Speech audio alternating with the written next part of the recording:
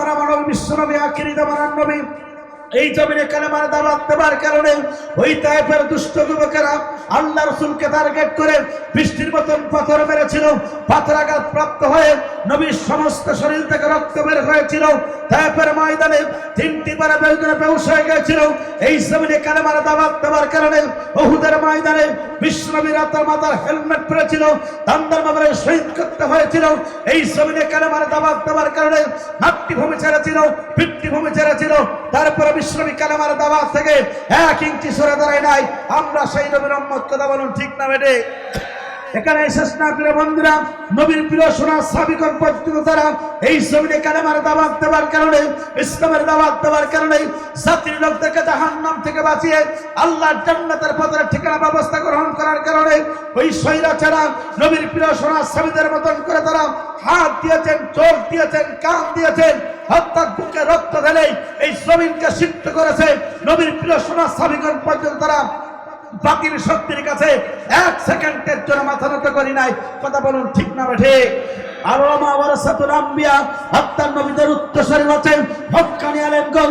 সেই হক্কানি আলেমগণ যখন গোটা পৃথিবীতে কালেমার দাওয়াত দিয়েছিল, ইসলামের দাওয়াত দিয়েছিল, জাতির লোকদেরকে জাহান্নাম থেকে বাঁচিয়ে আল্লাহর জান্নাতের পথের ঠিকানা ব্যবস্থা গ্রহণ করেছিল, যুগে যুগে যারা ইসলাম বিরোধী, কোরআন বিরোধী, অর্থাৎ জালিম ছিল, ওই জালিমরা মিথ্যা মামলা দিয়ে অসংখ্য আলেমকে ফাঁসের কাস্টাতে ঝুলাইয়েছে, অসংখ্য আলেমকে হাসতে হাসতে বিদায় গ্রহণ করতে হয়েছে। তারপরে একজন হক্কানি আলেম বাতিল শক্তির কাছে 1 সেকেন্ডের জন্য মাথা নত করি নাই। আত্মস্থাকে দুঃখ লাগা প্রিয় বন্ধুরা, লক্ষ্য করুন, যিনি গোটা পৃথিবীতে 50টা বছর ধরে কোরআনের তাফসীর করেছিল, কাবা ঘরে 3 দিনের থেকে আপনার সুযোগ পেয়েছিল, 2 রাকাত নামাজ পড়ার সুযোগ পেয়েছিল, যার কণ্ঠে কোরআনের তাফসীর শুনে হাজার হাজার ইহুদি নাস্তিকরা কালেমা পড়ে মুসলমান হয়ে গেছিল, যার জন্য গোটা পৃথিবীর মুসলমান কাঁদে, যার জন্য এই বাংলাদেশের অসংখ্য মুরব্বী পর্যন্ত চাই নামাজে বড় বড় কাঁদে, যার জন্য এই বাংলাদেশের তরুণ প্রজন্মরা বুকে রক্ত দেয়, জমিনকে সিক্ত করেছে। কোরআনের বাকি আল্লামা সাঈদী পর্যন্ত ওই জালিম ছায়ের কাছে মাথা নত করে নাই। কথা বলুন ঠিক না ওঠে?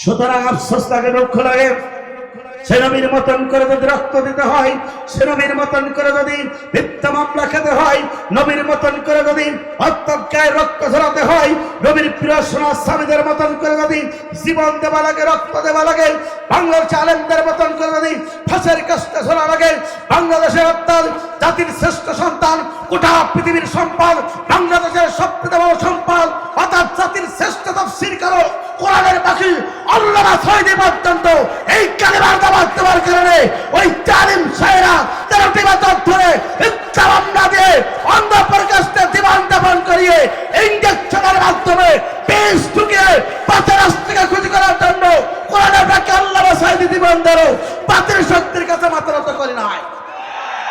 সুতরাং কোরআনের পাখি আল্লামা সাঈদীর মতন করে যদি রক্ত দিতে হয়, জীবন দিতে হয়, ফাঁসির কাস্টে ধরা লাগে, প্রিয় সাতক্ষীরাবাসী, প্রিয় ইসলামী আন্দোলনের কর্মীরা, আপনাকে বলতে চাই, রক্ত দেব, জীবন দেব, কোরআন ছাড়বো না। কারা কারা তারা আল্লাহকে দেখাই দেয়? তারা তারা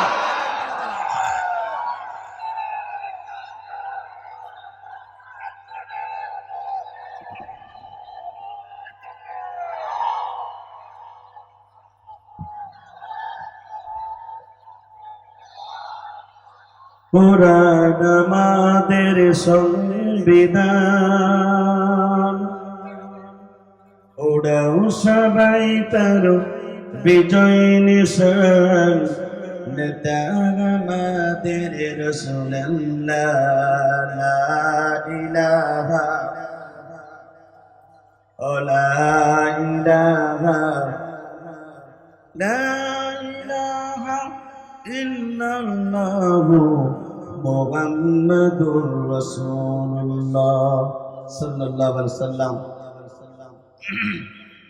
আলহামদুলিল্লাহ, বাংলাদেশের দক্ষিণ পশ্চিম অঞ্চলের ঐতিহ্যবাহী বিভাগ খুলনা বিভাগের ঐতিহ্যবাহী ইসলামী আন্দোলনের পূর্বর পটভূমি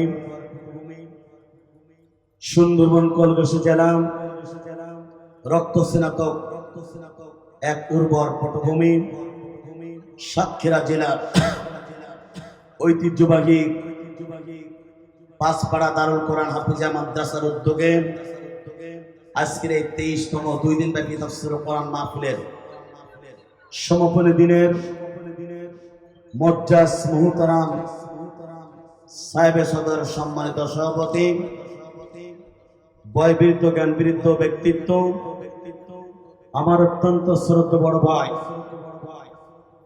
যার ভালোবাসা আমি শিখত, বিশিষ্ট ব্যবসায়ী ও সমাজসেবক এবং সভাপতি পাঁচপাড়া দারুল কোরআন হাফিজা মাদ্রাসার জনাব মোহাম্মদ আসাদুজ্জামান আসাদ সাহেব আতানুল্লাহ ফি হায়াতে। আমরা দোয়া করি আল্লাহ পাক তার গোলামকে ইসলামের জন্য কোরআনের জন্য কবুল করুন।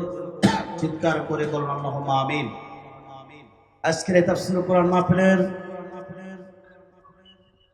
সম্মানিত প্রধান অতিথি জেলা বিএনপির সাবেক সভাপতি, 2 বারের নির্বাচিত সাবেক সংসদ সদস্য, সাতক্ষীরা 1 কলরতলার জনমানুষের গণনন্দিত জননেতা, বিএনপির কেন্দ্রীয় প্রকাশনাল সম্পাদক, আমার অত্যন্ত শ্রদ্ধেয় ব্যক্তিত্ব বড় ভাই জনাব মোহাম্মদ হাবিবুল ইসলাম হাবিব সাহেব আতানুল্লাহ ফি হায়াতে। আমরা দোয়া করি আল্লাহ পাক তার গোলামকে ইসলামের জন্য কোরআনের জন্য কবুল করুন। চিৎকার করে বলুন আল্লাহুম্মা আমিন। আজকের এই তাফসীরুল কোরআন মাহফিলের আমন্ত্রিত বিশেষ অতিথিবৃন্দ আলোচনা করে আপনাদেরকে ধন্য করবেন শ্রদ্ধেয় বড় ভাই হযরত মাওলানা হুসাইন আহমেদ মাহফুজ চুয়াডাঙ্গা, যারা